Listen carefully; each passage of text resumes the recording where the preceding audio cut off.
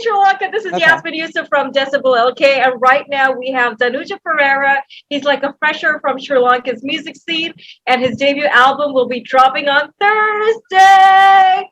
Yeah, I'm so excited. Yippee for me. I'm just so excited. There's just been so much of work going on the past 2 months. I made this album in 2 months. Like, Wow. like a lot of people, as in my friends, because I was very secretive about it. The first 3 weeks, like when I started, before I get into that, Anuhas was a big help on this album. Like, thanks to him, like, yeah, Anuhas is like the kind of like, I wouldn't say the genius, but he was like 80% like a helping hand, like in the production side. He's a genius when it comes to like, get when I give feedback, he knows how to take that and like do his own thing. And that's like the craziest part about, him being a producer, because yeah, that's just so much that he's good at. Like, it's just kind of crazy, and I really appreciate his work. And so like when I talked to my friends, like I told them, hey, I did 3 songs in like 3 weeks. They're like, what? How did you do that? I think it was 4, but I just had material with me. And the other thing is like the way Anuhas and I worked was kind of like almost very rigid. So he would come to my place like every other day, like literally like Monday. Yeah, 3 days a week, like Monday, Wednesday, Friday. And then we changed off the recent travel restriction thing, but we kind of went like that. That's how we got it done. Like every day we would just keep on, going back and forth. Like I think on a few occasions we were like almost done with like one whole song, which is kind of like really crazy. And it's just pretty amazing how that happened. I know that sounds like a very like fast worked on album, but hey, I can't wait for the end result that drops soon. Let's get to know you, Danuja. Tell me about you, the human, and now the singer. Oh, I mean, okay, first of all, I probably don't deserve to be called a singer-songwriter yet, even though I like to be called one. Like I like to call myself one. But I think the main thing I think people should know about me is that I feel like if you're gonna do something, you better do it. And if you want to get somewhere, you better start now, because I feel like no matter, what other people say, or, no matter what doubts you have in your mind, I feel like you should just do it. Like you should just stop thinking. Cause like that's what I realized from the beginning to the end of this album. I was just like, no matter how stupid, the idea, no matter how stupid this melody seems, no matter how stupid like this idea seems, like whatever you want to do, I feel like the one thing you should know about me is that, if I'm gonna do something, I would put my mind into it and just go with it.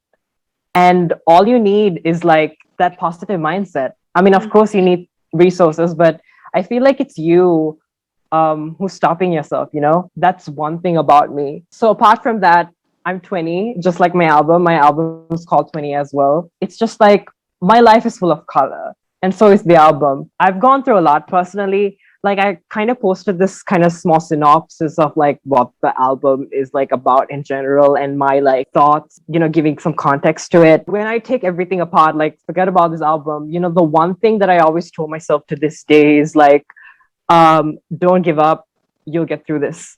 And that's something that I pretty much kept in my mind this whole time. Like regardless of all the melodies I made, I think that's the one thing that kept me going. And so I feel like growing up, we need to tell that to ourselves.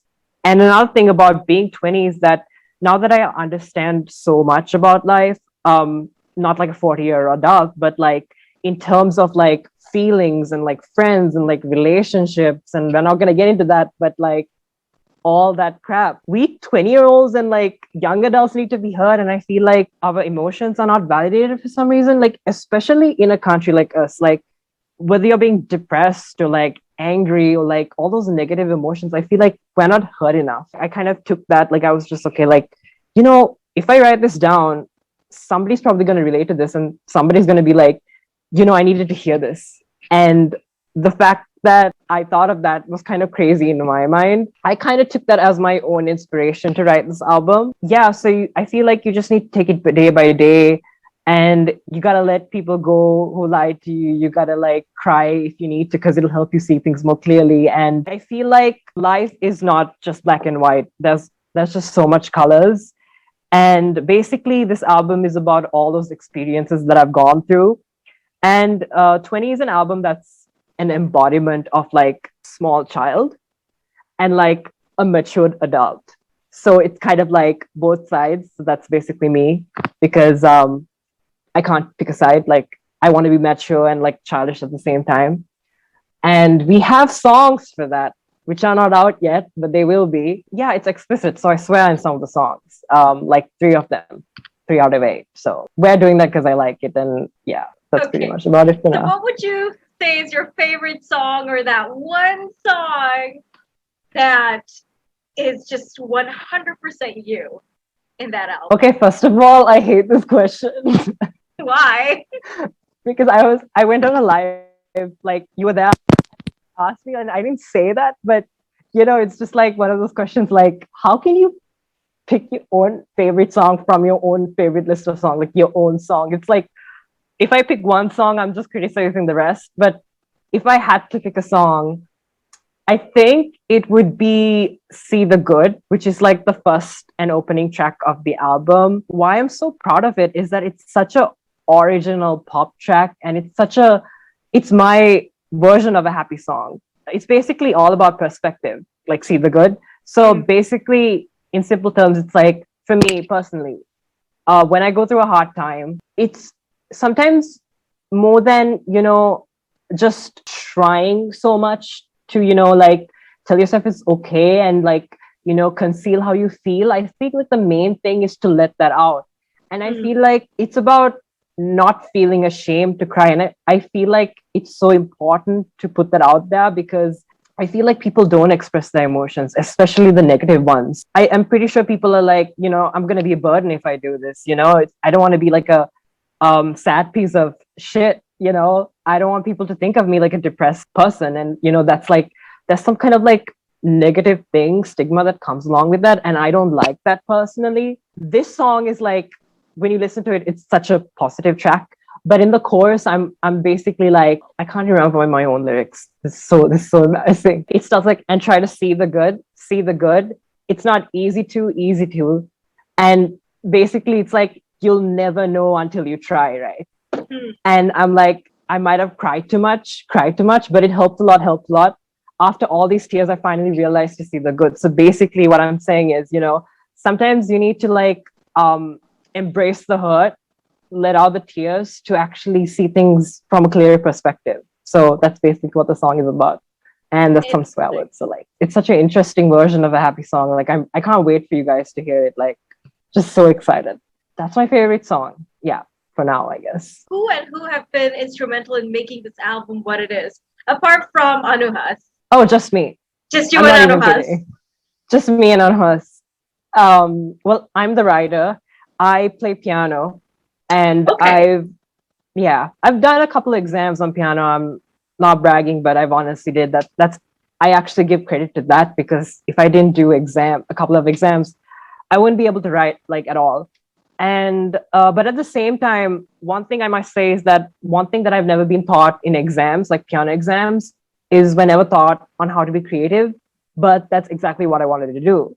So I kind of took that knowledge and kind of like wrote. Like I just literally just took my phone, recorded the dumbest vocals ever, and then try to sing it over and over again and try to make a verse, a chorus, and then pre-chorus or whatever.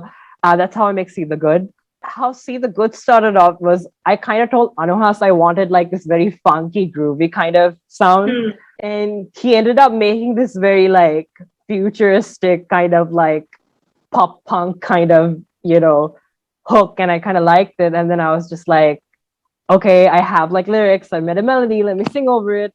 And I did, and he was like, oh my god, dude, that's so good. And then we made like this small, like we just did the song after that, like the song just came after that. And we made like this vocal chop with like a and it came out pretty well. So yeah, it was very exciting, and it's one of the best productions, to be honest. Anuhas helped a lot with that song. Like he took it from like a 1 to like a 10. Like it was just so crazy, so good. Yeah. How would you describe the sound of this album? The one thing that always came to my mind was like I'm not supposed to compare myself with people who are already successful, but from a musical perspective, I think my songs aren't as sonically cohesive, if that makes any sense. Because they do like in the order that I placed them, they sound really good, in my opinion.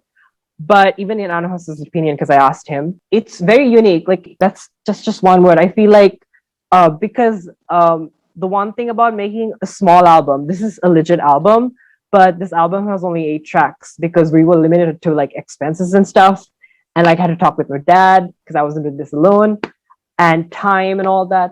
Hmm. So I kind of, you know, I was just like, when I started to write the album, I was just like, if I'm gonna do a song, I better make each song stand out. Hmm. Because I feel like I rather do that than having like, a song that I kind of half-assed on because I don't want Yeah. to do that, if you know what I mean. Like if I was making like 16 tracks, then I could just be like, hey, let's just make like a very simple track and like not bother about it and not put too much work into it. But I didn't want to be that person because it was only 8 tracks and this is my first album, so I want to make the best impression possible. And yeah, it just came out so well. So yeah. I'm glad.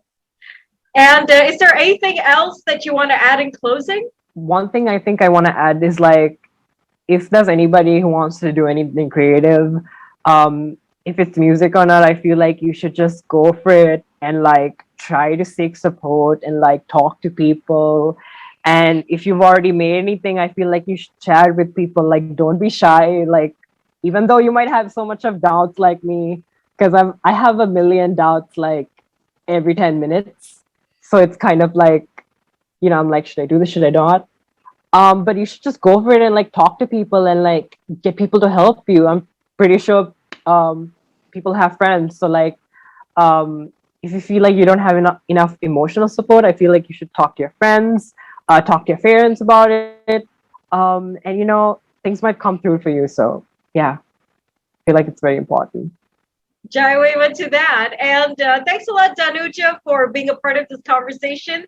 And here's wishing you all the very best on your debut release, my dude. This Thursday, Sri Lanka. Let's get ready and let's get supporting our scene because there was never an international scene without a local one. And he's one of those artists who can get supported. Thanks so much. Oh my God, I'm so excited.